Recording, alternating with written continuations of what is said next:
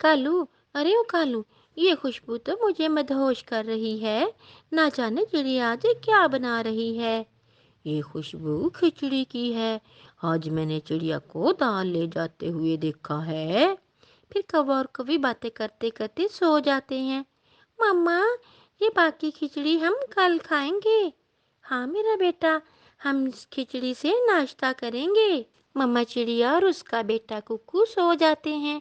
आधी रात को गौरी कौवी की आंख खुल जाती है। उसे तो खिचड़ी की खुशबू सोने ही नहीं दे रही थी। गौरी उठती है और पास जाकर कालू को देखती है।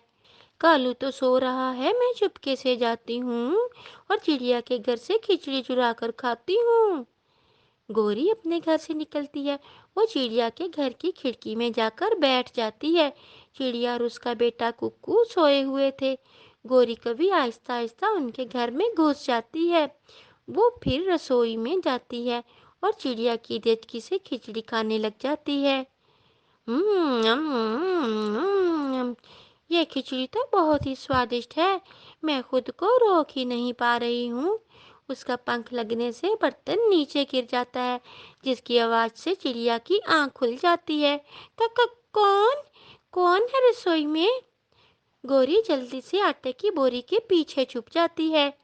यहाँ तो कोई भी नहीं है। कुछ तो था, वो आवाज कैसी थी? मम्मा, जरूर कोई बिल्ली होगी। आप आकर सो जाएं, मुझे भी बहुत नींद आ रही है। मम्मा चिड़िया जाकर सो जाती है। बच गई, बच गई। गौरी तू तो बच गई। अगर आग पकड़ी जाती तो चिड़िया से बहुत पिटाई होना थी तेरी। गौरी पेट भर के खिचड़ी खाने के बाद वहां से भाग जाती है। सुबह हो जाती है। कुक्कू कुक्कू बेटा, क्या खिचड़ी आपने खाई है? नहीं मम्मा, मैंने तो अभी तक ब्रश भी नहीं किया। हंडिया में खिचड़ी नहीं है, फिर कौन खा गया खिचड़ी? मम्मा, हो सकता है जो बिल्ली रात को आई थी वो खा गई होगी खिचड़ी। चिड़िया और उसका बेटे को पता ही नहीं चलता कि उनकी खिचड़ी तो गौरी कभी खा गई है। गौरी, उठो, अभी तक सो रही हो। आज भोजन लेने नहीं जाना क्या तुमने? तुम जाओ, मुझे भूख नहीं है। भूख नहीं है? रात तो शोर मचा रही थी और भूख नहीं है अब तुम्हें? ये कैसे हो सकता है?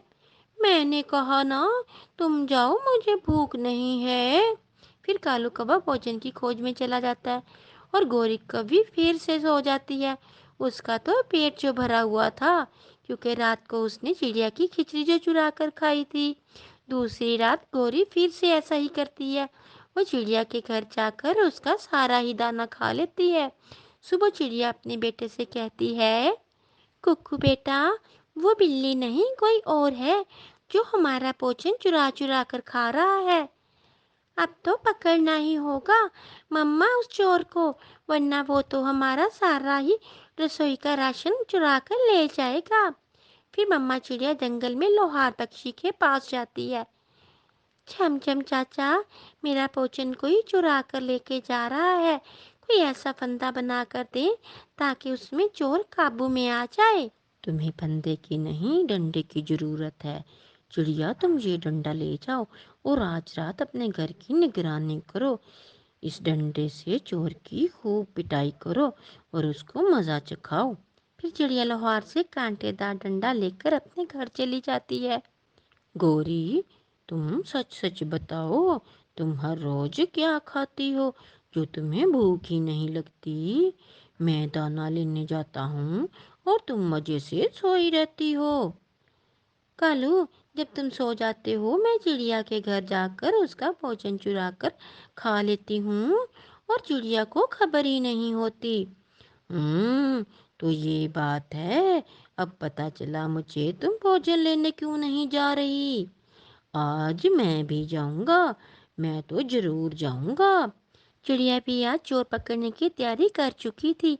मम्मा, क्या आप घोंसले में सोएंगी आज? नहीं कुक्कू बेटा, आज मैं रसोई में छुपकर चोर को पकड़ूंगी और देखूंगी वो चोर है कौन। फिर मम्मा चिड़िया रसोई में जाकर अलमारी के पीछे छुप जाती है। गौरी, तुम रोज खाती हो, आज मैं जाता हूँ चिड़िया के घर में। कालू मेरे सुंदर पति, जो मिला मेरे लिए भी ले आना।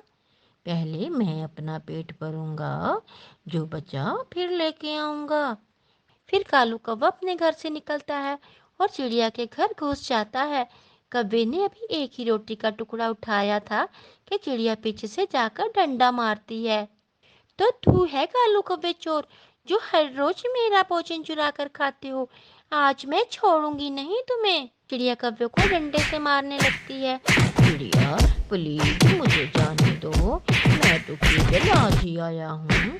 पहले तुम्हारा भोजन जो चोरी करता था वो मेरी पत्नी गोरी है।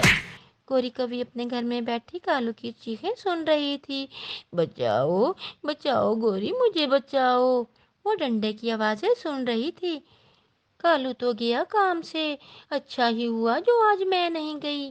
प्यारे दोस्तों, इस कहानी को लाइक और अपने दोस्तों से शेयर और चैनल को सब्सक्राइब करना मत भूलें। आपका धन्यवाद।